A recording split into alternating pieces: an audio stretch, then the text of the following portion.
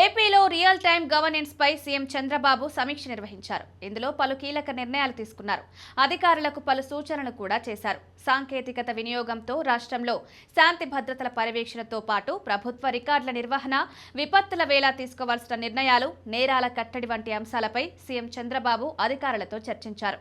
Technology వాడకంతో రాష్ట్రాన్ని zero crime rate state గా మార్చాలని సీఎం చంద్రబాబు అధికారులను ఆదేశించారు. సాంకేతిక వినియోగంతో శాంతి భద్రతల పర్యవేక్షణలో ఏపీని ఓ మోడల్ రాష్ట్రంగా మార్చాలన్నారు.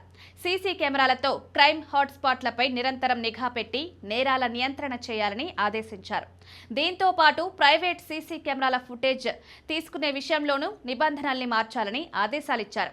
నేరాల నియంత్రణకు ప్రైవేట్ కెమెరాలను కూడా వాడుకునేలా చూడాలని అధికారులకు చంద్రబాబు స్పష్టం చేశారు. రాజకీయ ముసుగులో నేరాలకు పాల్పడే వారి విషయంలో టెక్నాలజీని మరింత వాడుకోవాలన్నారు. కొందరు తెలివిగా నేరాలు చేసి దాన్ని ప్రభుత్వంపై నెడుతున్నారని, పోలీసులకు సహకరించని వ్యక్తులు, నేతల విషయంలో మరింత అప్రమత్తంగా ఉండాలని సూచించారు. ఇలాంటి వారి కోసం పబ్లిక్ సేఫ్టీ యాక్ట్ కింద వారి వద్ద నుంచి డేటా తీసుకునేలా చర్యలు చేపట్టాలన్నారు. వారిని ఆయా నేరాలకు బాధ్యులుగా చేసే అంశంపైన దృష్టి పెట్టాలన్నారు. వివిధ రంగాల్లో డ్రోన్లు, సీసీ కెమెరాల వినియోగం పెంచాలని సీఎం చంద్రబాబు ఆదేశించారు. ఓర్వకల్లులో డ్రోన్ సిటీ పురోగతిపైన అధికారుల నుంచి వివరాలు తీసుకున్నారు. వివిధ ప్రభుత్వ శాఖలకు చెందిన రికార్డులు, డేటా భద్రతకు బ్లాక్ చైన్ టెక్నాలజీని వాడాలన్నారు.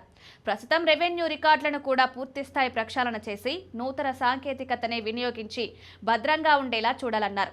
వివిధ ప్రభుత్వ శాఖలకు సంబంధించిన సమాచారం డేటా లీక్ ద్వారా సమన్వయం చేయాలని సీఎం సూచించారు. మరోవైపు పిడుగులు పడే ప్రాంతాల్లో విలువైన ప్రాణాలు కాపాడటమే లక్ష్యంగా పనిచేయాలని, ముందస్తు హెచ్చరికల వ్యవస్థ సమర్థంగా పనిచేసేలా చూడాలని సీఎం చంద్రబాబు ఆదేశించారు. ఆయా ప్రాంతాల్లో సైరన్ మోగేలా చర్యలు తీసుకోవాలని తెలిపారు. భూగర్భ జలాల పర్యవేక్షణకు ఫీజియోమీటర్లు, సెన్సార్లు త్వరితగతిన పునరుద్ధరించాలన్నారు. రిజర్వాయర్లలో నీరు, సముద్రంలోకి వదిలే నీటిపై వివరాలు ఖచ్చితంగా ఉండాలన్నారు. వీటిని రియల్ టైంలో పర్యవేక్షిస్తే వరదల్ని నియంత్రించవచ్చన్నారు.